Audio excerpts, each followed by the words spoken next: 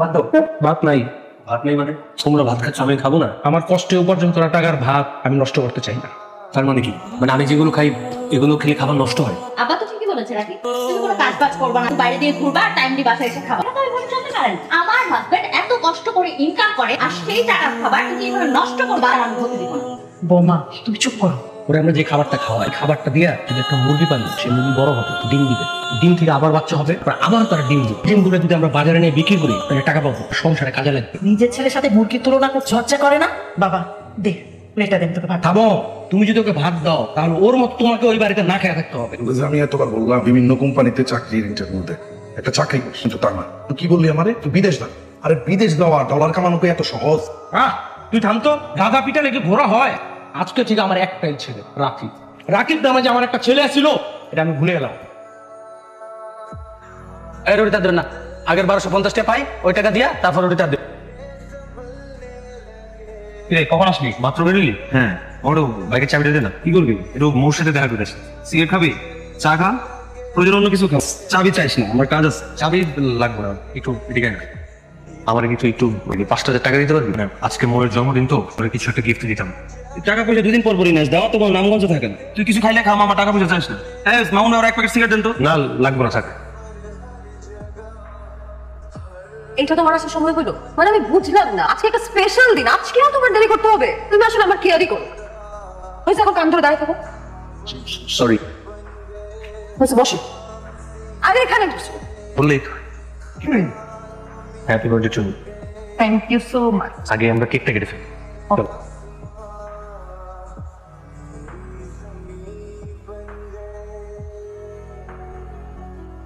আমি বয়ফ্রেন্ড হিসেবে ব্যর্থ। তোমার স্পেশাল দিনেও তোমাকে স্পেশাল করে কিছু দিতে পারলাম না। কি হয়েছে তোমার? এভাবে কথা বলতেছো কেন? শোনো, এই পৃথিবীতে তুমি থাকলে আমার আর কিচ্ছু দরকার নেই। আর যত যাই হোক না কেন, আমি তো সবসময় তোমার সাথে আছি। তোমার সুখে দুঃখে সবসময় আমি তোমার পাশেই থাকবো। শুধু তুমিই আমাকে বোঝো, আমি এটাও মানি। আমার জীবনে যদি আর কেউ নাও থাকে, শুধু তুমি আমার পাশে থাকলেই হবে, আমার আর কিচ্ছু লাগবে না। বাবা, ও বাবা, এই নে, খিদে পেয়েছে না? খেয়ে নে বাবা। না, আমি খাবার খেলে তো তোমাদের খাবার ওয়েস্ট হয়, নষ্ট হয়। আমি তো বেকার, আমার তো এবারে খাওয়ার অধিকার নেই। বাবা তো বাবার উপর রাখতে পেলেন। মা, আমি কি কম চেষ্টা করি? আমার কি ইচ্ছে করে না আমার একটা চাকরি হোক? আমি তোমাদের সবার সাথে মিলেমিশে একসাথে আনন্দ করি, তাই বলে তোমরা সবাই আমাকে... আমি জানি তুই চেষ্টা করিস। আমি মানা, আমি তোর সব কথা জানি। কথা আছে না, একবার না পারিলে দেখো শতবার। তুই চেষ্টা চালিয়ে যা, দেখিস একদিন তুই বড় কিছু করতে পারবি। তখন দেখবি সবাই তোকে মাথায় করে নাচতেছে।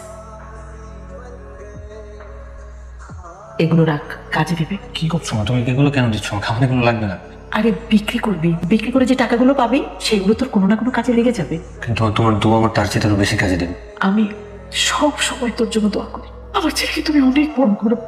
আয়, আমি খাইয়ে দিই তোকে। তোমাকে কেন বললাম পরে খাবার দিবা, তারপরে তুমি কেন দিলা? ওলার জন্য দরদ উতলাইয়া পড়ে না, খারাপ। তোমার আমি একটা ব্যবস্থা করতেছি। আরে তোর কি লজ্জা শরম কিচ্ছু নাই? ঘরে বুড়া বাপের ঘাড়ে বসে যে খা, একটু লজ্জা করে না? একটা চাকরি জোগাড় করতে পারস না? একটা চাকরি করে যদি অল্প টাকা রোজগার করস, অত কইতে পারো যে আমার পোলা রোজগার করে। ভাই তুমি বসে রয়েছো কেন? যাও এখান থেকে।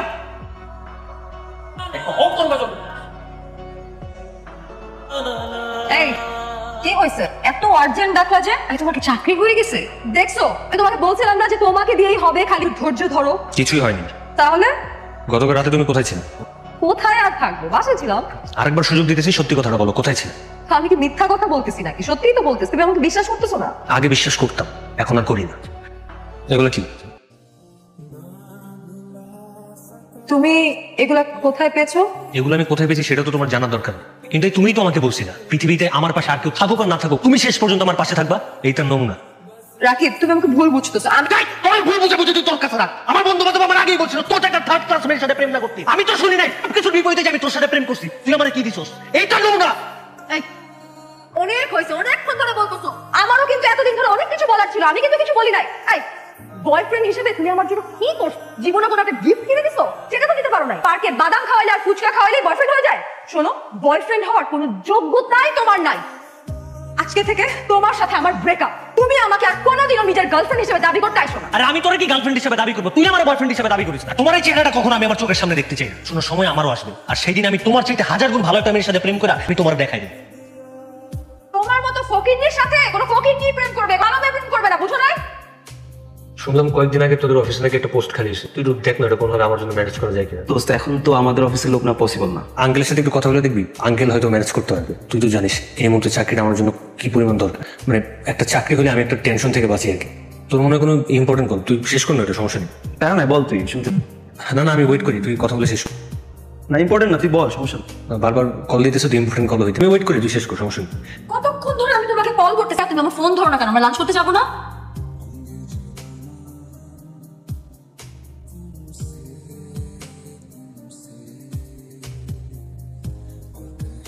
কোথায় যাচ্ছিস? কোথায় যাবে আব্বা? এই নিয়ে 10 বার তো বাসা থেকে বের হইলো। ওই যে কথা আছে না, মোল্লার দর মসজিদ পর্যন্ত ঘুরে ফিরে আবার এই বাসায় ফেরত আসতে হবে। বাইরে তো থাকার কোনো জায়গা নেই। এবার এসে কোনো লাভ নাই কিন্তু। রাকিব, বাবা তুই কোথায় যাচ্ছিস? তোমরা সবাই ভালো থেকো, আমি এই বাড়ি ছেড়ে চলে যাচ্ছি। যদি বেঁচে থাকি আবার তোমাদের সবার সাথে দেখা হবে, আর যদি কখনো দেখা না হয় তবে ভেবে নেবে আমি আর বেঁচে নেই। এই তুমি কোথায় যাচ্ছ? দাঁড়া এখানে।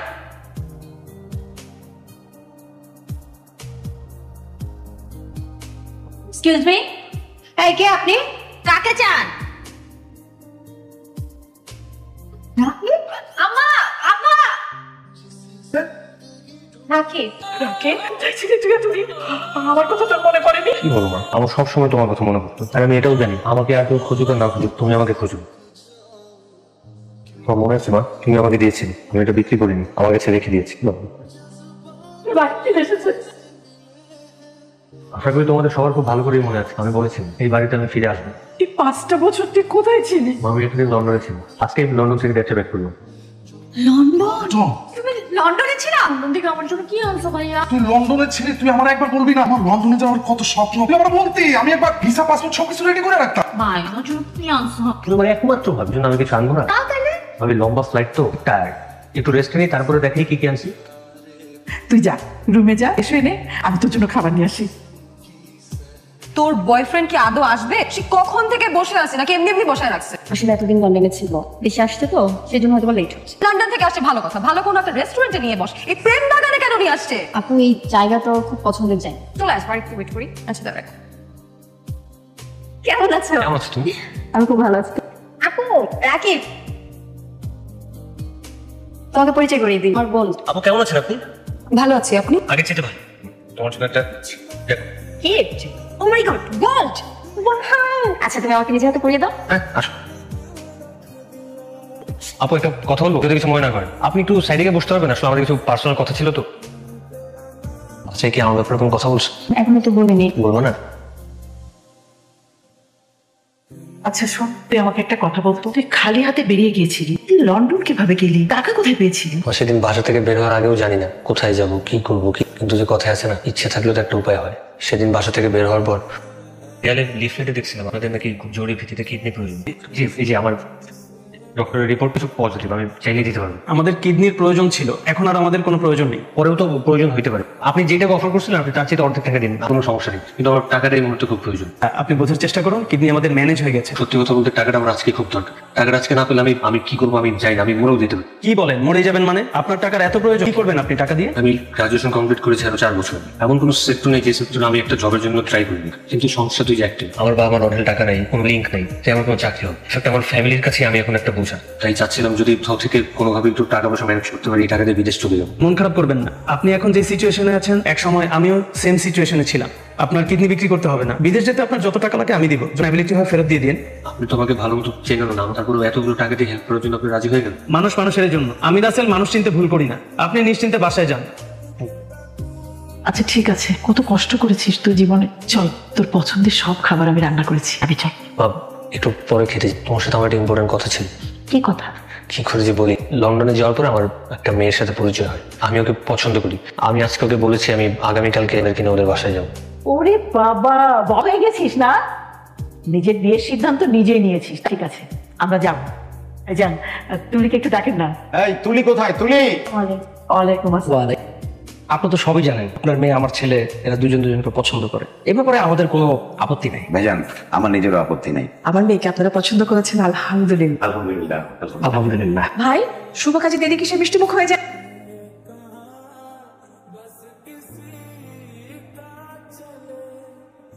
সহ্য করতে কষ্ট হয়। দেখো একটা কথা বলি, আমি এমনিতেই অনেক ভালো আছি, আমি নতুন করে আর কোনো কিছু দেখতে চাই, অন্তত তোমার এই মায়া কান্না। আমি মায়া কান্না কাঁদতেছি? তো তাই করছো তুমি, কি ভাবতেছো তোমার এই মায়া কান্না দেখে আমি ইমোশনাল হয়ে যাবো? বলবো যা কিছু হয়ে গেছে আমরা সবকিছু ভুলে যাই, চলো নতুন করে শুরু করি। যদি এটা ভেবে থাকো তাহলে ভুল। ভুল বুঝতেছো তুমি আমাকে? 5 বছর পরে এসে বলতেছো আমি তোমাকে ভুল বুঝতেছি। আসলে বড় সময় তো সামান্যতম লজ্জাটা থাকা দরকার ছিল।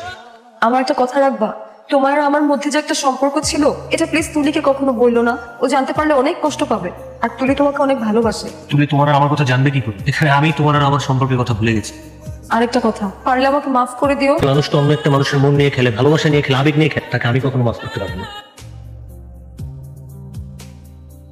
হ্যাঁ হ্যালো, কি ব্যাপার? আমি তোমাকে সেই কখন থেকে ফোন দিচ্ছি, তুমি আমার ফোন পিক করতেছো না। আসলে রুমে ছিলাম তো, আপুর সাথে বসেছিলাম।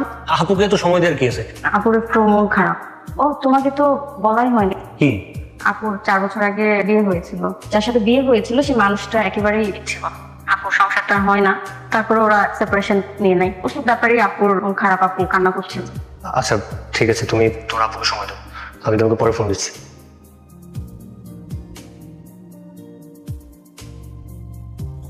আপনি অনুমতি দিলে আইনটি পড়ানোর কার্যক্রম শুরু করতে। জি ভাই।